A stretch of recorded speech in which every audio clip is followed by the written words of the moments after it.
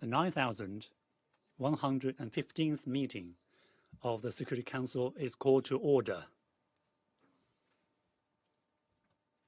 The provisional agenda for this meeting is maintenance of peace and security of Ukraine. The agenda is adopted. I have received a letter from the permanent representative of Ukraine to the United Nations requesting that His Excellency Mr. Volodymyr Zelensky, President of Ukraine, be invited to participate via video teleconference in today's meeting in accordance with Rule 37 of the Council's Provisional Rules of Procedure. Would any member wish to take the floor on this matter? I give the floor to the representative of the Russian Federation. Thank you, Mr. President. Our delegation objects to the virtual participation of the President of Ukraine, Volodymyr Zelensky, in today's meeting. We would like to explain our objection. We are not opposing the participation of the President of Ukraine or his representative in the meeting. I will repeat once again for protocol and for those who will try to distort our position. We do not object against the participation of the President of Ukraine in this meeting. However, this participation must be in person. In other words, he must be physically present in the Council chamber. This isn't a whim on our part. These are the rules that govern the work of the Council. This isn't about politics. It is purely a procedural matter. It is also a matter of respect for the members of the Council and for the Council as a body. Indeed, when the world was facing the coronavirus pandemic, we collectively decided that we would continue working virtually. But all of our meetings via VTC, according to our collective decision, were informal meetings. Then, after returning to the Council chamber after the peak of the pandemic, we decided that the Council would resume its normal working patterns, which meant a return to the provisional rules of procedure as well. In other words, if we, the members of the Security Council, are sitting here in the room, other member states participating under Rule 37 must be present here as well. Mr. Zelensky has already spoken to the Council twice via VTC. Each time we expressed our negative view of this in writing. But the Western members of the Council explained back then and assured us in writing, including the president that invited the President of Ukraine, that this was an exception that would not create a precedent.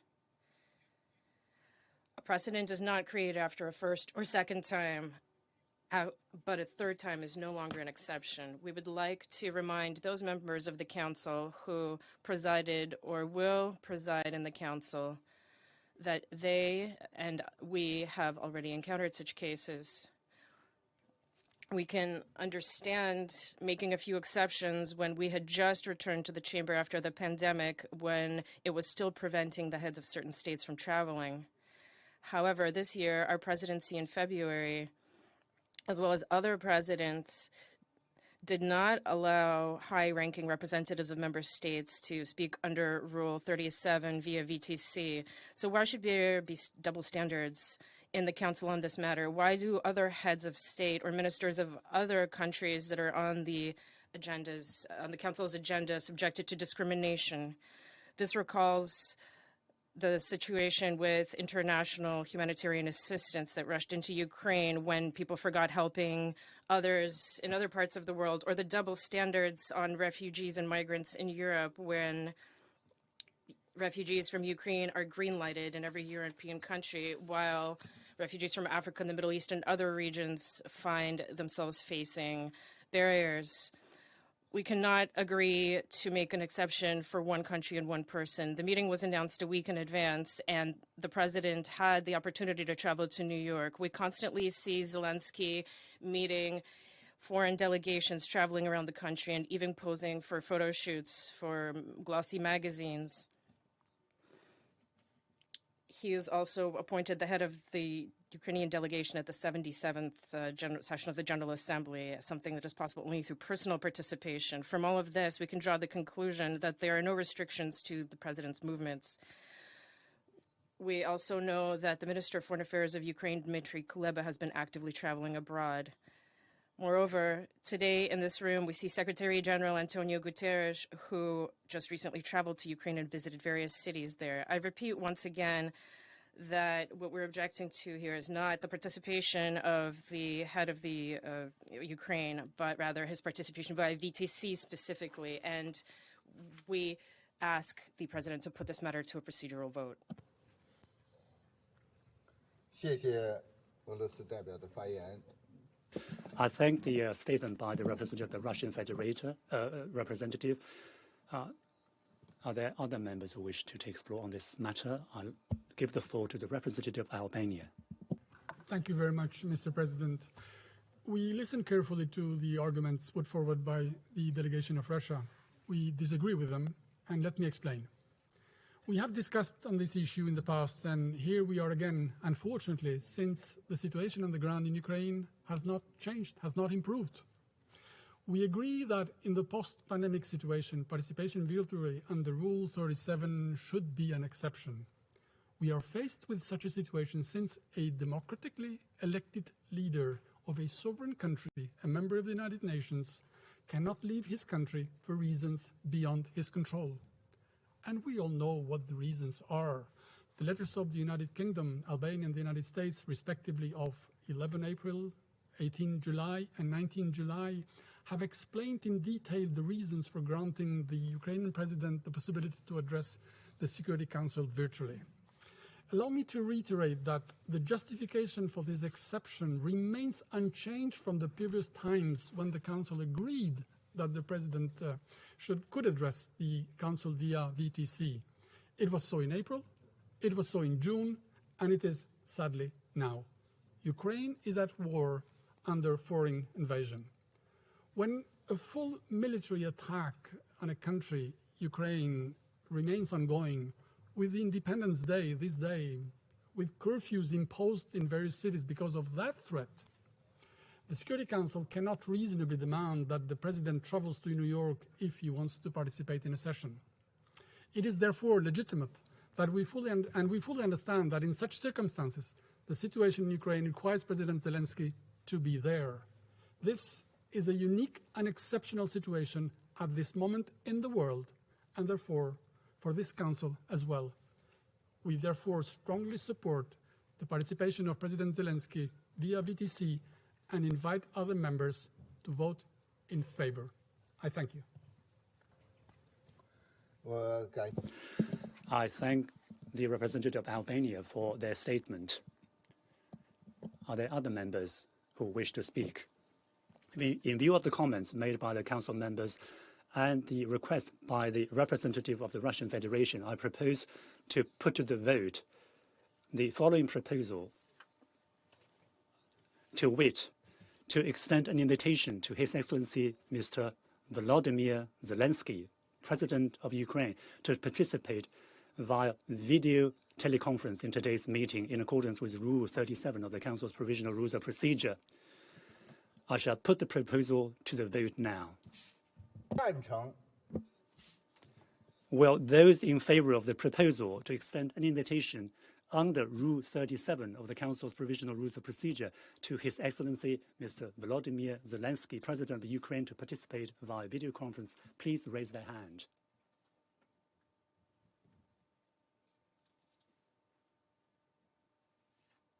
Against? Please raise your hands. Abstentions? Please raise your hands.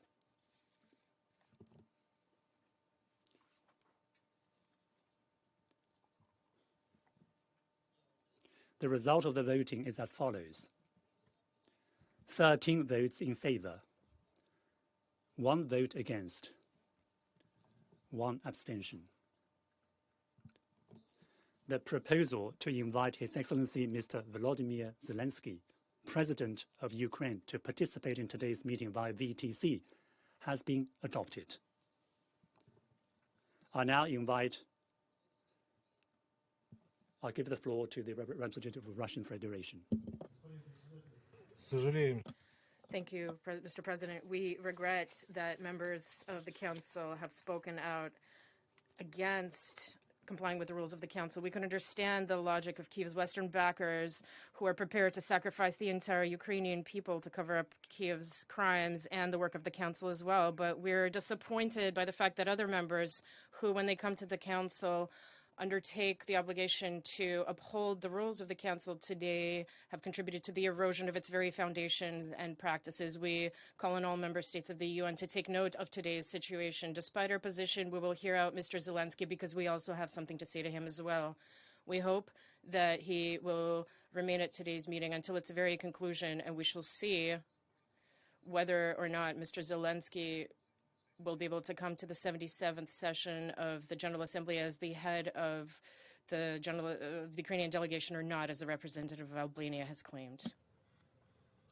我感谢俄罗斯代表的发言。 I thank the statement by the representative of the Russian Federation. I now invite President Zelensky to participate in today's meeting via VTC.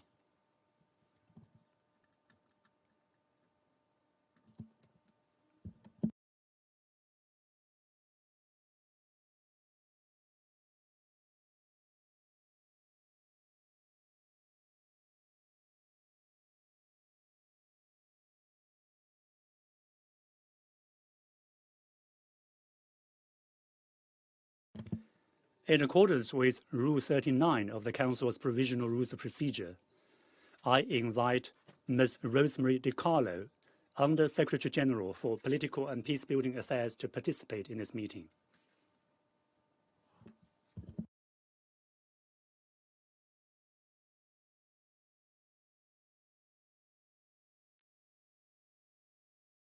It is so decided.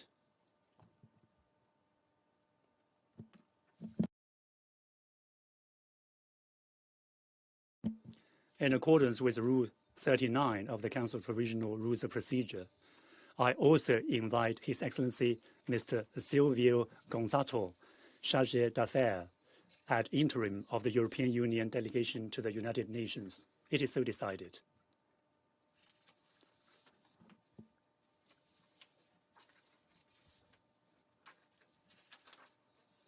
The Security Council will now begin its consideration of item 2 on the agenda. I am honored to invite the Secretary General, His Excellency Mr. Antonio Guterres, and I give him the floor. Mr. President of Ukraine, Excellencies, today marks a sad and tragic milestone. 6 months since Russia's 24th of February invasion of Ukraine. During this devastating period, thousands of civilians have been killed and injured, including hundreds of children. And countless others have lost their family members, friends, and loved ones. The world has seen grave violations of international human rights law and international humanitarian law committed with little to no accountability. And millions of Ukrainians have lost their homes and their worldly possessions, becoming internally displaced or refugees. With the onset of winter, humanitarian needs continue to rise rapidly, with millions of people in need of assistance and protection. As these needs skyrocket, it is imperative that humanitarian actors in Ukraine have safe and unhindered access to all people who require assistance, no matter where they live. Mr. President, the consequences of this senseless war are being felt far beyond Ukraine. We are seeing new vulnerabilities emerge in a global environment already worn out by conflicts, inequality, pandemic-induced economic and health crises, and climate change, with a disproportionate impact on developing countries. The acceleration of already high food, fertilizer, and fuel prices has triggered a global crisis that could drive millions more into extreme poverty, magnifying hunger and malnutrition, while threatening to raise the global humanitarian caseload to new highs and erase hard-won development gains. Vulnerable communities are grappling with the largest cost of living crisis in a generation, and high commodity and transportation costs are having major repercussions for existing humanitarian operations. Mr. President, and the Secretary-General Rosemary DiCarlo will brief the Council on the impact of the armed conflict in Ukraine, both inside and outside the country, over the past 6 months. As I mentioned on Monday, I wanted to take this opportunity to provide a brief update on my recent travel to Ukraine. I would like to have been able to do the same yesterday, based on my experience in discussions about Zaporizhia, but unfortunately I was out of New York with a dislocation planned that was impossible to change at such a short notice. My visit was an important opportunity to follow up on the landmark deal that has brought a measure of hope, especially to developing countries and millions of vulnerable people bearing the brunt of the global food crisis, some of them on the edge of famine. I can report to the Council that the Black Sea Grain Initiative, signed in Istanbul in July, is progressing well, with dozens of ships sailing in and out of Ukrainian ports, loaded so far with over 720,000 metric tons of grains and other food products. These deals would not have been possible without the constructive approach of both Ukraine and Russia and the efforts of the government of Turkey. During my visit to Lviv, I met with Ukrainian President Zelensky and Turkish President Erdogan. I thank them for their continued engagement to support the implementation of the initiative to ensure the safe passage of Ukrainian food products and fertilizers to those in need and to the world at large. I was filled with emotion visiting the port of Odessa and the Joint Coordination Center in Istanbul. On my visit to Odessa, I went aboard a bulk carrier called MV Kubrosly Y, as it was being loaded with about 10,000 metric tons of wheat. It was deeply moving to peer into the hold of this cargo ship and see wheat pouring in.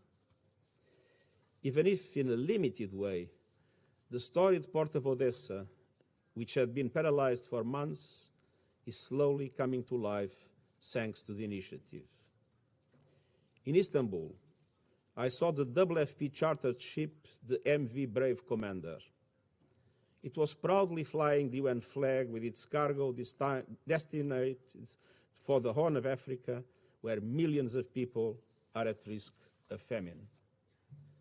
I then had the opportunity to walk up the long and narrow gangway of the SSI Invincible II, having to keep up Ukrainian grain in the port of Chornomorsk.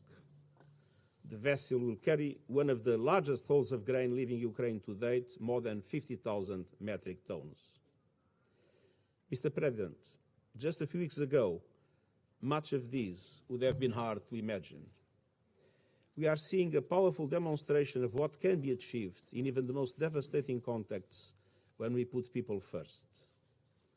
And I stressed in Odessa and Istanbul, what I saw was the more visible part of the solution.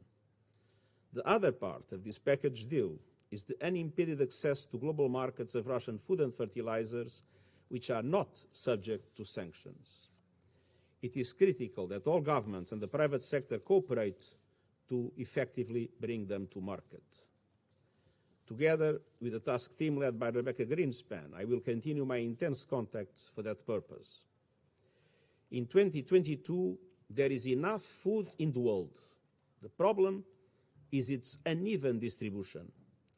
But if we don't stabilize the fertilizer market in 2022, there simply will not be enough food in 2023. Many farmers around the world are already planning to reduce areas for cultivation for next season. Getting much more food and fertilizers out of Ukraine and Russia at reasonable cost is vital to further calm commodity markets and lower prices for consumers. I once again commend the parties for their engagement in this process and urge them to continue to build on this progress. I also renew the call I made in Odessa for a massive scaling up of support to the developing countries getting hammered by the global food crisis. The shipment of grain and other foodstuffs is crucial, but it won't mean much if countries cannot afford them. Developed countries and international financial institutions must do more to ensure that developing countries can fully capitalize on the opportunities of the Black Sea Grain Initiative. Mr. President, despite progress on the humanitarian front, fighting in Ukraine shows no signs of ending, with new potential areas of dangerous escalation appearing. Two places were ever present in my mind and in my discussions in Ukraine: Zaporizhia and Olenivka. I remain gravely concerned about the situation in and around Europe's largest nuclear power plant in Zaporizhia. The warning lights are flashing. Any actions that might endanger the physical integrity, safety, or security of the nuclear plant are simply unacceptable. Any further escalation of the situation could lead to self-destruction. The security of the plant must be ensured, and the plant must be re-established as purely civilian infrastructure. In close contact with the IAEA, the UN Secretariat has assessed that we have in Ukraine the logistics and security capacity to support any IAEA mission to the Zaporizhia nuclear power plant from Kyiv, provided both Russia and Ukraine agree. And I welcome expressions of support for such a mission and urge that to happen as soon as possible. Mr. President, I am deeply disturbed by the allegations of violations of international humanitarian law and violations and abuses of human rights related to the armed conflict. International humanitarian law protects prisoners of war. The International Committee of the Red Cross must have access to them wherever they are held. The United Nations Human Rights Monitoring Mission in Ukraine and the UN Independent International Commission of Inquiry on Ukraine continue to monitor, document and report with a view to supporting the investigation of alleged violations. Work is also ongoing to deploy the recently established fact-finding mission to Olenivka to look into the incident on 29 July. This mission must be able to freely conduct its work, to gather and analyze necessary information, and to find the facts. It is imperative that the mission has safe, secure, and unfettered access to all relevant places and persons, and to all relevant evidence without any limitation, impediment, or interference. Mr. President, Excellencies, on this 31st anniversary of Ukraine's independence, I wish to congratulate the Ukrainian people. The people of Ukraine and beyond need peace, and they need peace now. Peace in line with the UN Charter, peace in line with international law, and I thank you.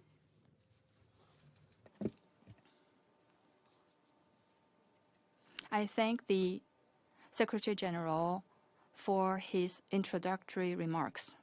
I now give the floor to Ms. DiCarlo. Mr. President, on 23 February 2022, this chamber heard impassioned pleas to avert a war in Ukraine, to no avail. Today, exactly 6 months later, there is no end in sight to the conflict triggered by the Russian Federation's invasion. As we meet, the heaviest fighting is concentrated in the eastern Donbas region, in the south near Kherson in Zaporizhia, and in the northeast near Kharkiv. But virtually all corners of Ukraine are affected, and no one is out of reach of missile strikes. At the same time, several attacks, conducted mainly with drones, have also been reported in the Autonomous Republic of Crimea and the city of Sevastopol, Ukraine, occupied by the Russian Federation since 2014. Mr. President, civilians are paying a heavy price in this war. During the past 181 days, the Office of the High Commissioner for Human Rights has recorded 13,560 civilian casualties, 5,614 killed, and 7,946 injured. These figures are based on verified incidents. Actual numbers are considerably higher. The majority of civilian casualties were caused by explosive weapons with wide area effects. The use of these weapons in and around populated areas has predictable and devastating consequences. To date, OHCHR has documented damage, destruction, or use for military purposes of 249 medical facilities and 350 educational facilities. actual figures may be higher.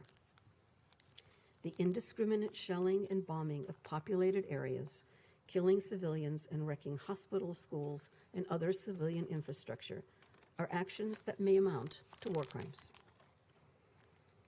Mr. President, we continue to receive reports of human rights violations. The arbitrary detention and enforced disappearance of civilians, including local authorities, journalists, civil society activists, and other civilians, continues. OHCHR has documented 327 cases of arbitrary detention and enforced disappearance of civilians by the Russian Federation and affiliated armed groups in non-government controlled territory. OHCHR has also recorded 39 arbitrary arrests in Ukrainian government-controlled territory and 28 other cases that may amount to enforced disappearance. 14 victims of enforced disappearances perpetrated by the Russian Federation and affiliated armed groups were found dead or died while in detention, 13 men and 1 woman. OHCHR has also corroborated allegations of hundreds of willful killings of civilians while parts of Kyiv, Chernihiv, and Sumy regions were under Russian control in February to March 2022. It has also verified 43 cases of conflict-related sexual violence, the majority attributable to Russian armed forces. Mr. President, we're also concerned about the situation of prisoners of war on both sides. All prisoners of war are protected under international humanitarian law. There's a need for unimpeded and confidential access by the International Committee of the Red Cross to all places of detention, including to places of internment of Ukrainian prisoners of war and civilian detainees in the Russian Federation. We are concerned by reports that the Russian Federation and affiliated armed groups in Donetsk are planning to try Ukrainian prisoners of war in a so-called international tribunal in Mariupol. Any tribunal must respect the protections afforded to all prisoners of war by international law, including fair trial guarantees. The failure to uphold these standards could amount to a war crime. Mr. President, humanitarian needs continue to rise rapidly. At least 17.7 million people, or 40% of the Ukrainian population, need humanitarian assistance and protection, including 3.3 million children. Humanitarian access is of great concern. Roads are heavily contaminated with explosive ordnance, putting civilians at risk and stopping humanitarian convoys from reaching them. Over 6.6 million internally displaced persons have been recorded. Another 6.7 million people have left Ukraine to other countries in Europe, most of them women and children. Mr. President, as winter approaches, the destruction caused by war, combined with the lack of access to fuel or electricity due to damaged infrastructure, could become a matter of life or death if people are unable to heat their homes. An estimated 1.7 million people are already in need of urgent assistance with heating, shelter repair, and other winterization preparation, as temperatures in parts of the country are expected to decline to minus 20 degrees Celsius. The UN's ongoing winterization efforts aim to complement and support the work led by the government of Ukraine. Our revised flash appeal requires $4.3 billion to support 17.7 million people in need of assistance through December 2022.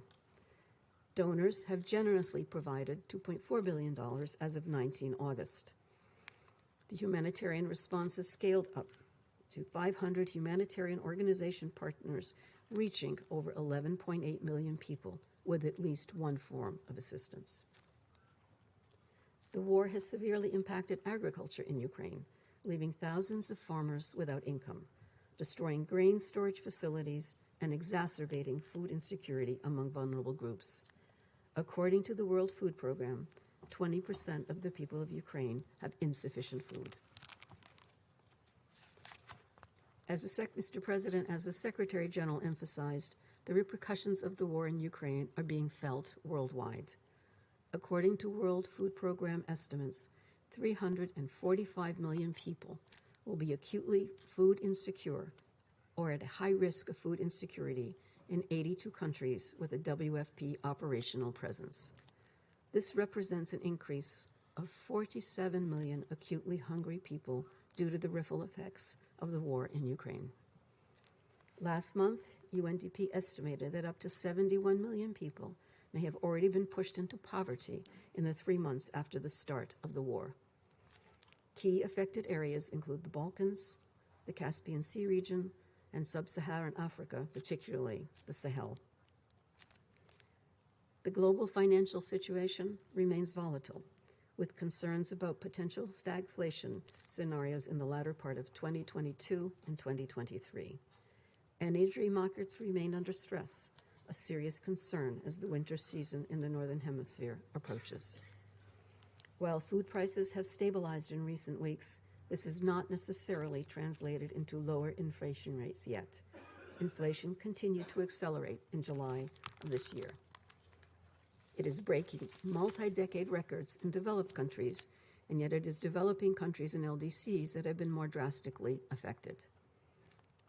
The fiscal situation in many developing economies is a particular concern, particularly as their borrowing ability has been fragile following the need to respond to the COVID-19 pandemic with significant expenditures.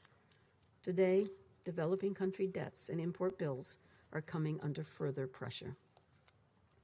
We remain concerned that the deteriorating socioeconomic situation in developing countries, particularly those in already fragile situations, could lead to social unrest. While it is difficult to establish a direct link to the war, we have already seen an increase in the number of riots between the first and second quarter of 2022.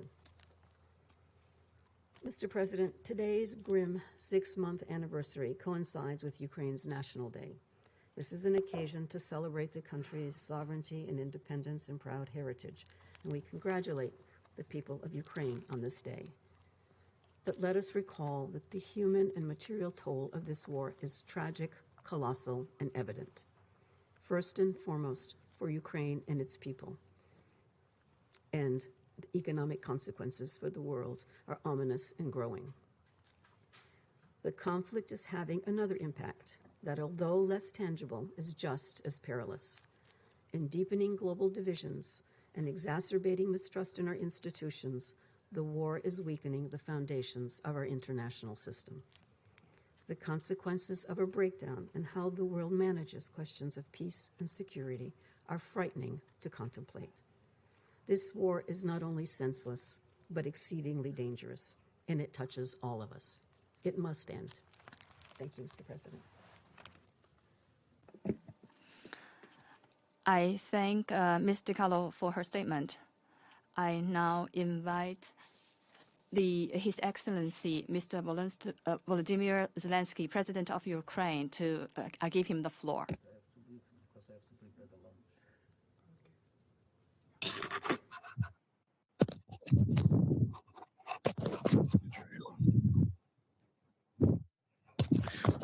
Thank you to everyone. Thank you for this support and greetings from the independent and free Ukraine for the fight for its Russian terror. Just recently, as I was preparing for this statement, I've received information Russia has launched missiles against the Dnipropetrovsk region, against the railroad station, the railroad cars at the station.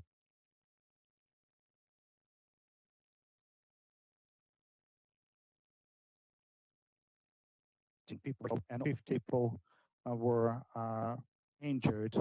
Unfortunately, the death toll could increase. This is our life every day. This is how Russia got prepared for this UN session. Ladies and gentlemen, Mr. President, Mr. General Secretary, UN, all those the UN Charter. Today, our country celebrates the day, the Independence Day. And now everyone of you can see how much in the world is dependent on our independence, and whether Ukraine is at peace, whether our people are safe, whether the integrity of our territory and the availability of our borders are guaranteed. You can take any aspect of this terrible against us, and each of these aspects will be related to one or another global crisis. Now, what is happening right now? Russia has put the world on the brink of a radiation catastrophe. It is a fact that the Russian military has turned the territory of the largest nuclear power plant in Europe, the Zaporizhzhia nuclear power plant, into a war zone. This is a fact. The Russia's armed provocation, shelling, deployment of terrorists on the territory of the station under the Russian flag. Now, Europe and neighboring regions face the threat of the radiation pollution. This is a fact. Now, what is the Chernobyl? The Zaporizhzhia nuclear power plant has 6 reactors. Only 1 reactor exploded in Chernobyl. The IAEA mission should take permanent control of the situation at the Zaporizhzhia nuclear plant as soon as possible, and Russia should unconditionally stop nuclear blackmail and completely withdraw from the station. Russia has on the hunger. It is a fact that Russian blockade of Ukrainian ports and Azov increased the deficit in the already destabilized food market, and this is a situation in different parts of our planet, let alone the drought in Europe, the largest over the last 500 years. Fortunately, we've managed to create. Russia was forced to accept the terms of international community, allowing to restore grain export from 3 Ukrainian ports. It relieves a part of the tension in the food market, but does not remove the threat completely. Only the full recovery of Ukrainian agricultural exports without any obstacles can be a guarantee that tens of millions of people around the world would have something to eat. And aren't you feel resent to the fact that even now in the 21st century, you still have to fight to save tens of millions of people in different countries from this artificial hunger, this artificial one, which was provoked by a single country with its insane aggression. And that's also a fact. Ukrainians do feel that. The UN was established not to debate in the 21st century over the aspects that should have long remained in the past. But nevertheless, I thank Mr. Secretary General of the UN and the Turkey and to the President of the Turkey and to all other responsible members of international relations who are fighting against the food crisis to which only Russia is responsible. In the coming weeks, we have to do everything to expand the existing grain initiative. Let's take another aspect, the energy. It is a fact that Russia is deliberately trying to impose energy poverty upon tens of millions of people, deprive them of normal access to basic goods by deliberately raising energy prices. All this is done by a permanent member to the UN Security Council who still uses the privilege of its veto right. The energy crisis for Europe, the threat of large-scale hunger, the political chaos for African and Asian countries, the price crisis in the whole world, isn't it too much for a single country whose representative sits among you? I will mention one more aspect, the values. Indeed, we should honestly talk about the point that values are perceived differently in different parts of the world. There's different approaches, but everywhere in the world, life has value, peace has value, economic prosperity has value. All countries, if they respect themselves and their people, punish for murder and not honor the executioners. However, we see that there is a country that is not behaves differently and is proud of doing so. It rewards murderers and encourages executioners. And this is a threat not only for Ukraine. Thousands of Ukrainians were killed by the Russian invaders. Dozens of our cities were destroyed by Russian artillery. Russia does not comply with fundamental conventions on the prisoners of war. This is something that was also mentioned today. The deliberate killing by the Russian occupiers of our prisoners of war in Olenivka became one of the most terrible pages in the history of Europe, and there is an immediate need for a UN fact-finding mission in Olenivka, and the mandate of which should be extended to cover all Ukrainian POWs currently held by Russian forces. There is no such war crime that the Russian occupiers have not yet committed on the territory of Ukraine. But if Russia is not stopped now, and in Ukraine, if it is not stopped by the victory of Ukraine, then all these Russian murderers will inevitably end up in other countries, Europe, Asia, Africa, Latin America. There are traces of Russian war criminals everywhere, and we must all get united and act decisively as soon as possible.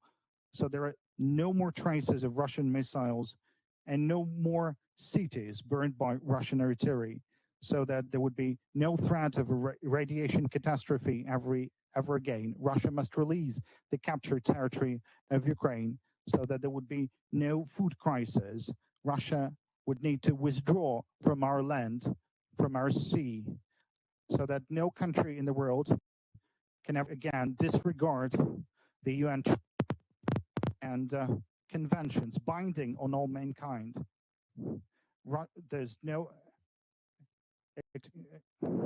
Russia must be held accountable for the crime of aggression against Ukraine. The relevant resolution will be submitted for the consideration of the 77th session of the UN General Assembly. In order for a sense of justice to return to international relations, we must all confirm and force Russia to recognize that the inviolability of borders and peace are unconditional values for all nations. This is why the independence and integrity of our country are of fundamental importance for the international relations.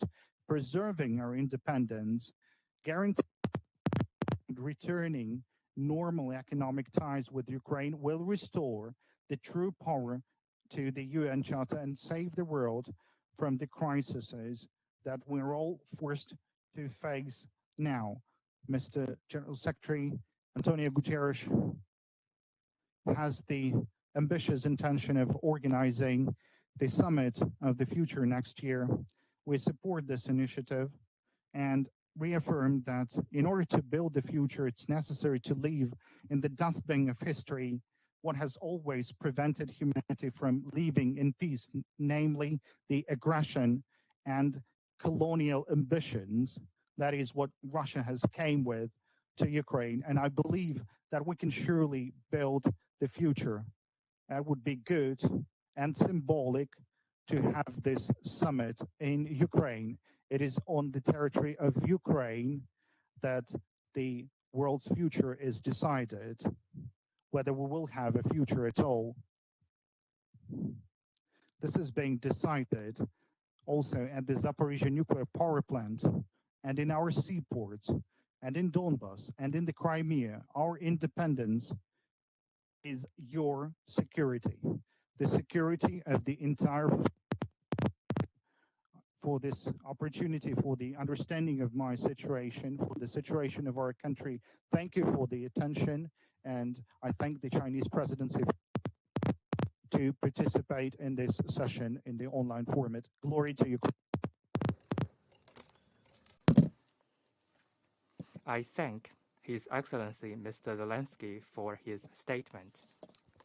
I now give the floor to the members of the Security Council. I give the floor to the representative of the U.S. Thank you, Mr. President. And thank you, Secretary General Guterres and Undersecretary General DiCarlo for your briefings. I would also like to congratulate Ukrainians on their Independence Day and thank President Zelensky for participating in this meeting today. President Zelensky, the United States stands with you and the people of Ukraine today and every day. And every Russian bomb that falls only strengthens our resolve to support your sovereignty, and your independence.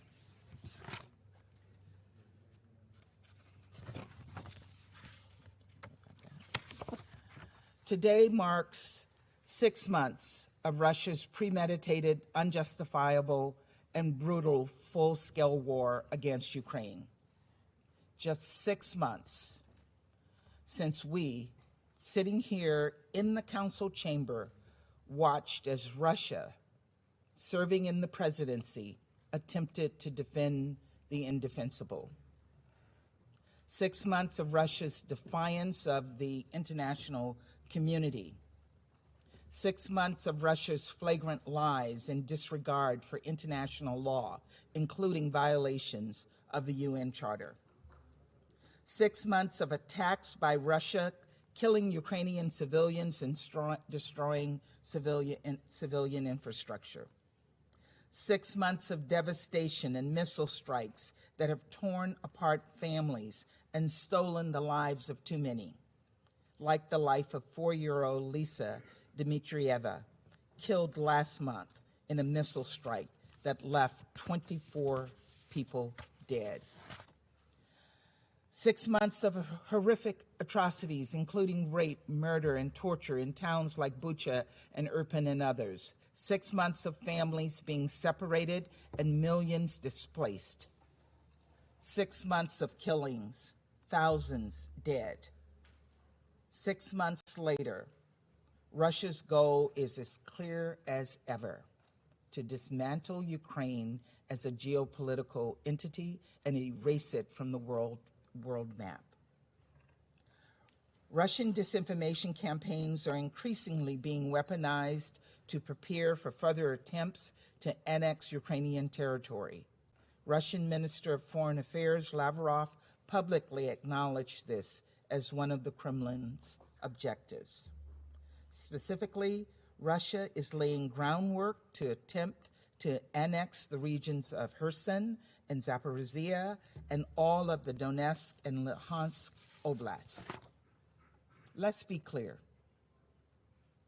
The international community will never recognize Russia's attempt to change Ukraine's borders by force. And when the world's leaders come to New York next month to reaffirm their commitments to the UN Charter, they are also reaffirming their support for that basic principle. So no matter how many more sham referendums, illegitimate authorities Moscow tries to install, we will continue to defend the UN Charter and uphold Ukraine's sovereignty, territorial integrity, and independence. And as we discuss